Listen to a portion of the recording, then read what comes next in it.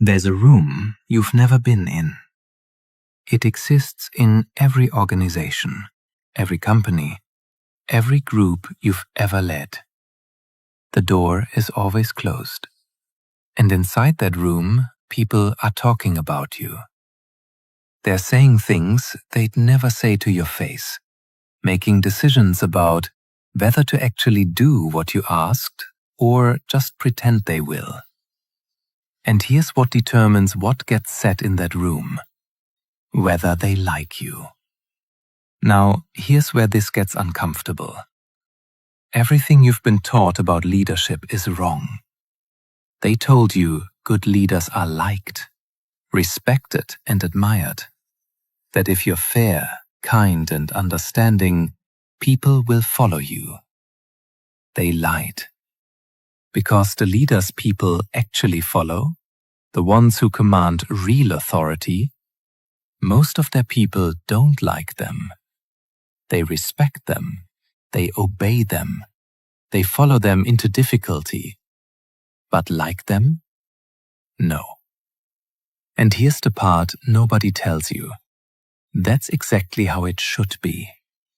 Because the moment you need to be liked, you can't lead. You become controllable, manageable. Someone who makes decisions based on keeping people happy instead of doing what's right. Machiavelli saw this destroy prince after prince. Men with armies and wealth who lost everything because they needed to be loved. And he wrote something that everyone misunderstands. It is better to be feared than loved. Not cruel, not hated. Feared. Meaning, respected enough that people follow you even when they don't want to. But modern leadership theory says the opposite. Be liked. Be everyone's friend. Create psychological safety. Make people feel good. And what happens? You end up in that room, being discussed, being managed, being worked around by the people who are supposed to follow you. Because they've discovered your weakness. You need them to like you. And once people know what you need, they own you. So here's what I'm going to show you.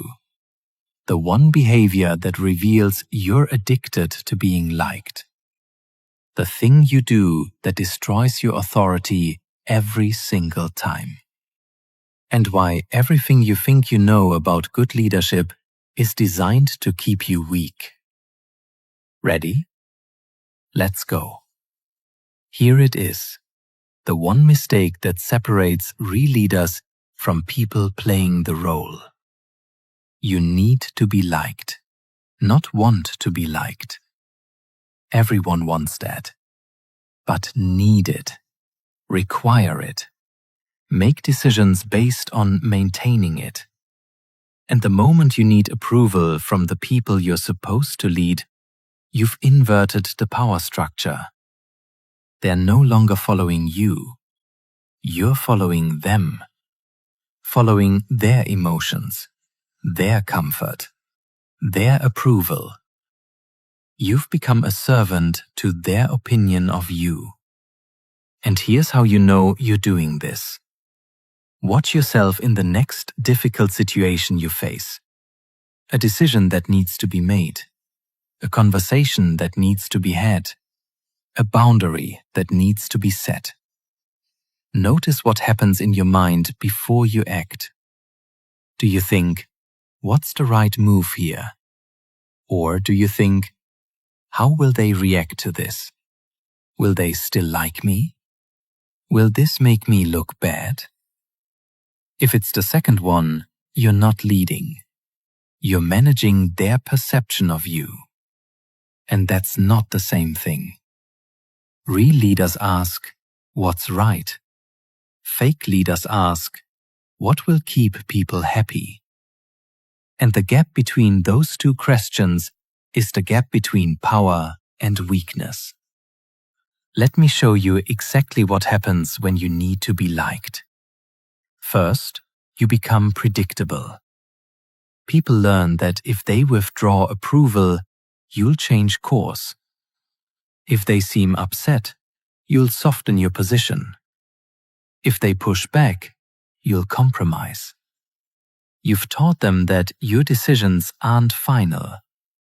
They're negotiable based on how people feel about them. And once people learn that, they stop taking you seriously. They'll still smile, still nod, still say, "Yes, boss." But in their minds, they've categorized you as someone who can be managed. Someone whose authority is conditional on their approval. Second, you attract the wrong people.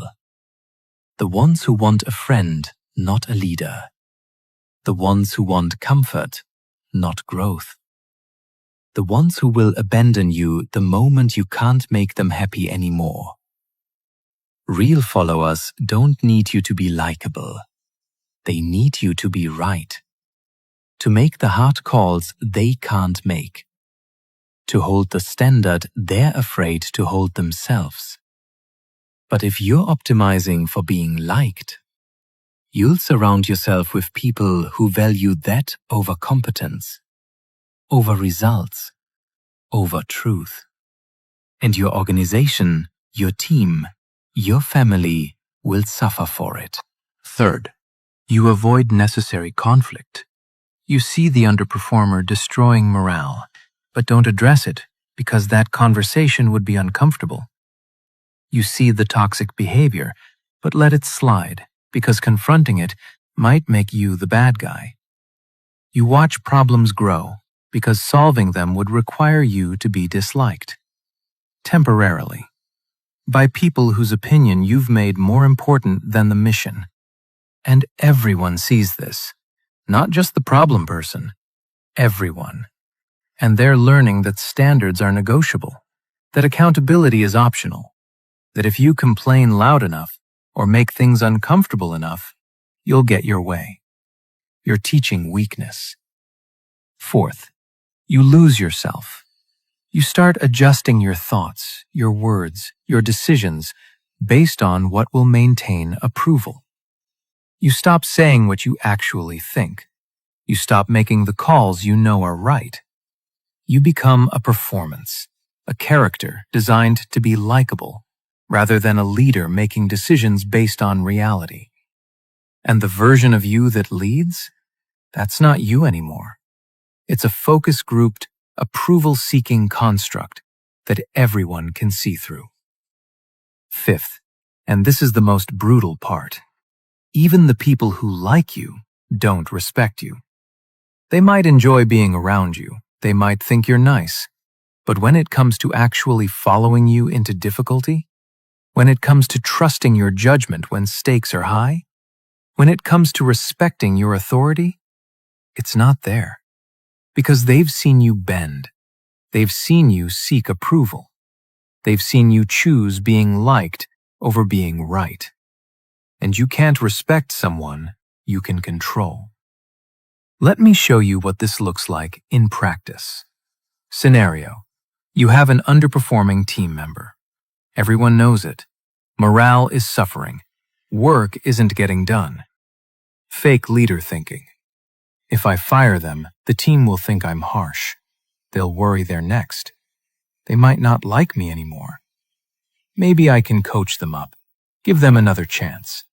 Find a role that fits better. Real leader thinking. This person isn't meeting the standard.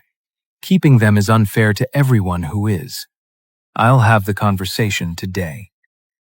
See the difference? The fake leader's entire calculation is about maintaining approval. The real leader's calculation is about what's right for the organization.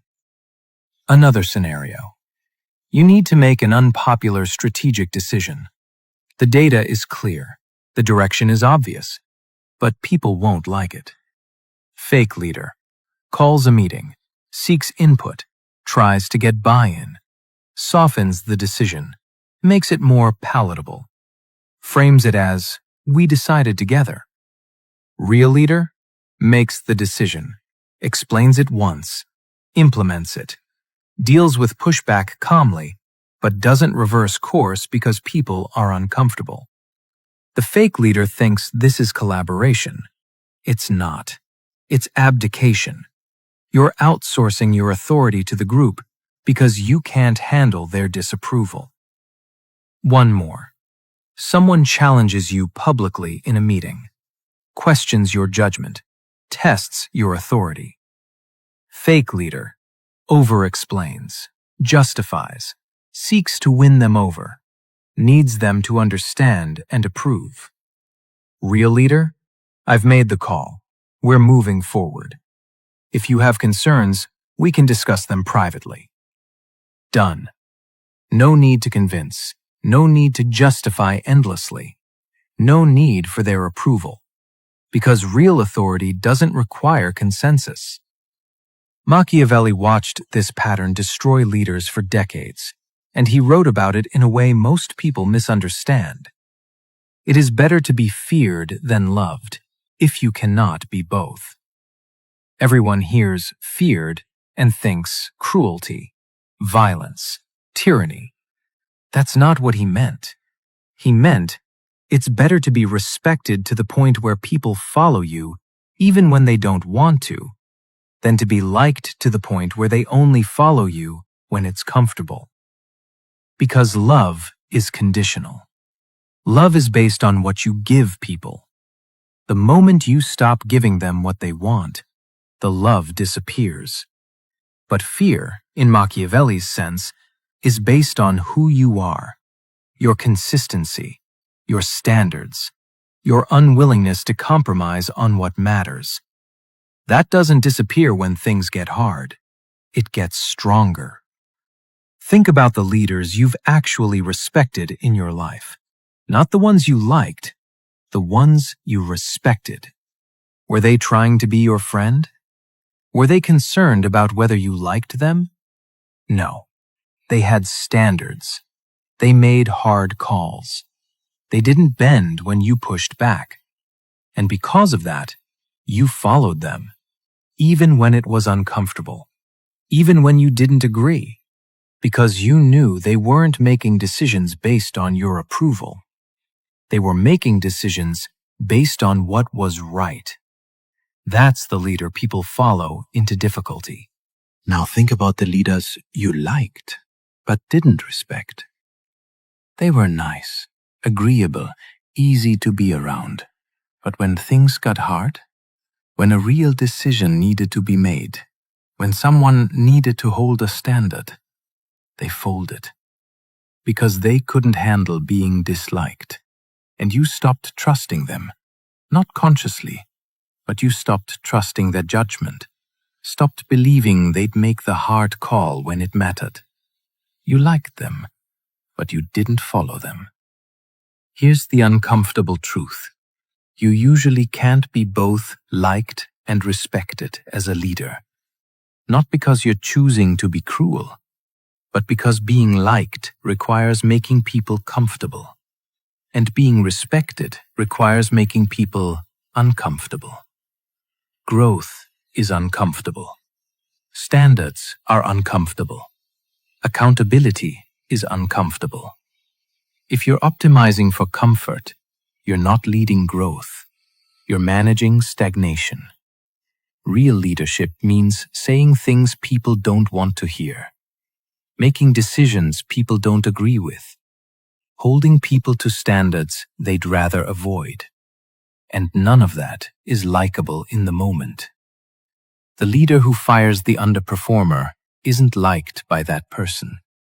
The leader who demands excellence isn't liked by those who want to coast. The leader who makes the hard strategic call isn't liked by those who preferred the comfortable path. But here's the paradox.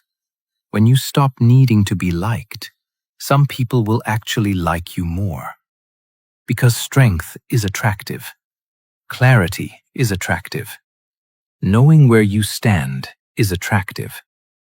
The people who want to grow, who want to be held to a standard, who want real leadership, they're drawn to leaders who don't need approval. But the people who want comfort, who want to be managed gently, who want a friend instead of a leader, they'll drift away. And that's exactly what should happen. Your job isn't to be loved by everyone. Your job is to lead effectively. And effective leadership requires being willing to be disliked by the people who need to be disliked.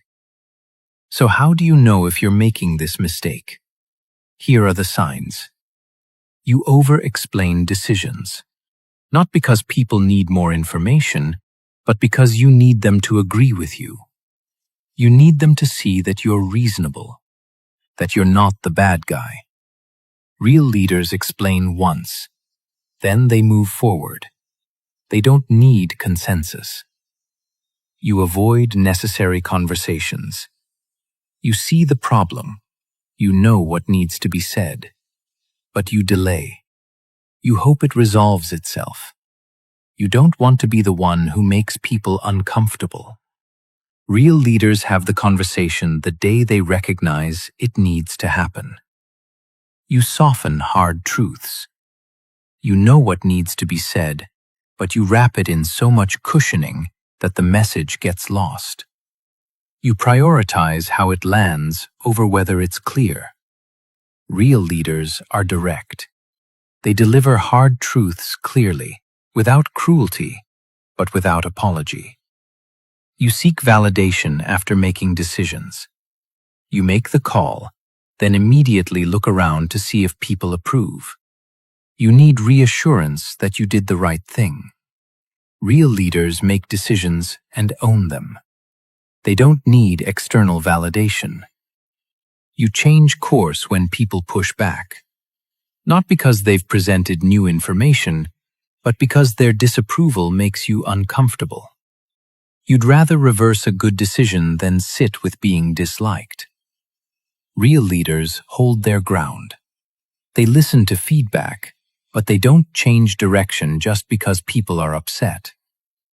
If you recognize yourself in any of these, you're making the mistake.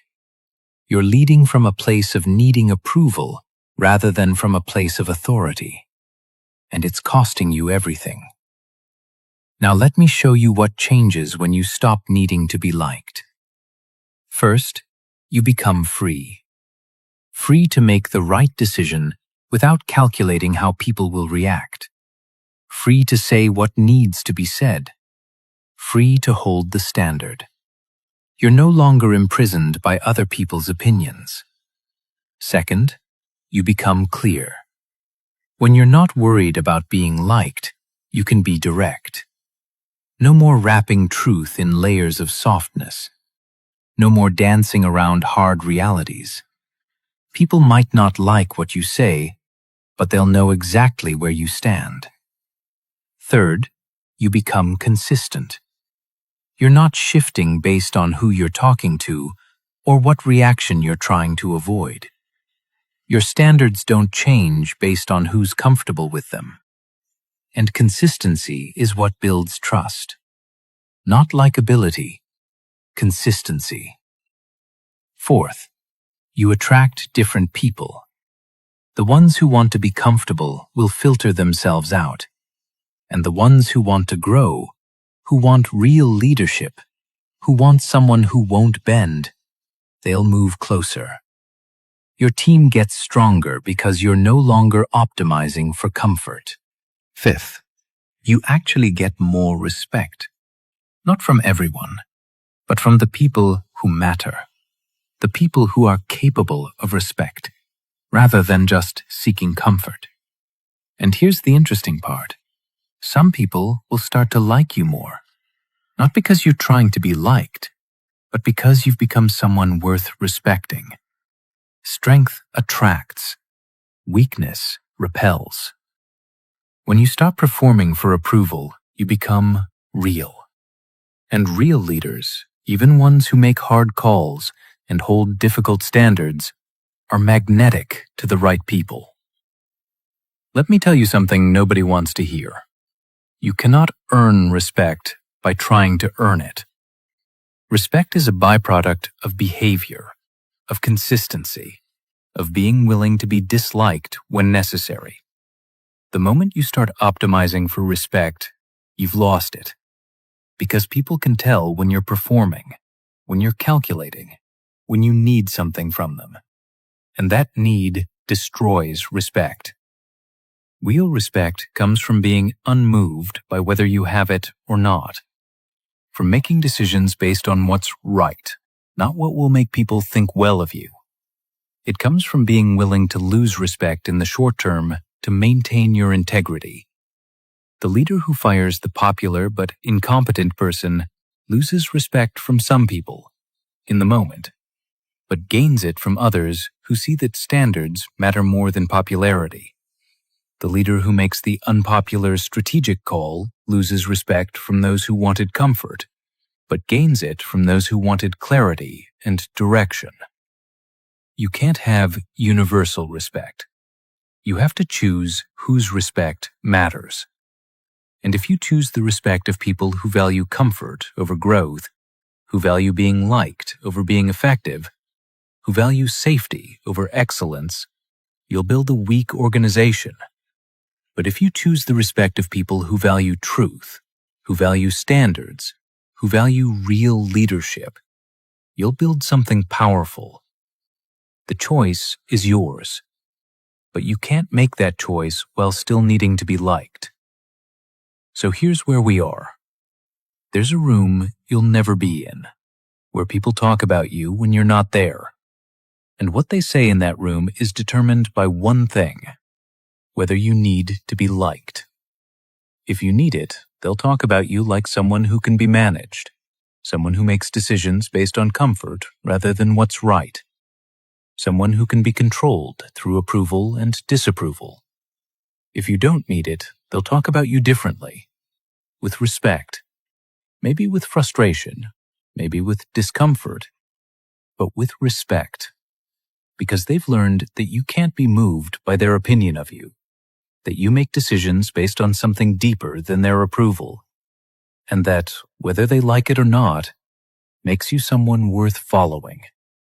Machiavelli knew this 500 years ago. The princes who needed to be loved lost everything. The ones who were willing to be feared, in his specific sense, survived. Not because they were cruel, but because they understood that leadership isn't a popularity contest. It's the burden of making hard calls when comfortable people won't. It's the weight of holding standards when others want to lower them. It's the loneliness of being right when everyone else wants you to be agreeable. And if you can't handle being disliked, you can't handle that burden. So here's my question for you. What decision have you been avoiding because you're afraid of being disliked? What conversation haven't you had? What standard haven't you held? What call haven't you made? You know what it is. You've known for weeks, maybe months. And the only thing stopping you is your need to be liked. So here's what I want you to do. Make that decision. Have that conversation. Hold that standard. This week.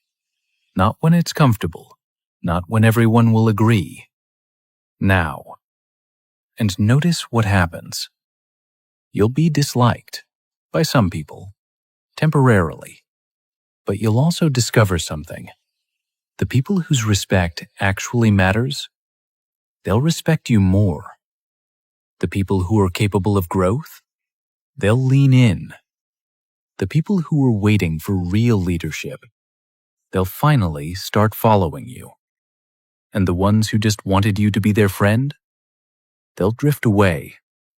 And that's exactly what should happen. Because you're not here to be liked. You're here to lead. And leadership requires being willing to be disliked by the people who need to be led. The question is, are you willing?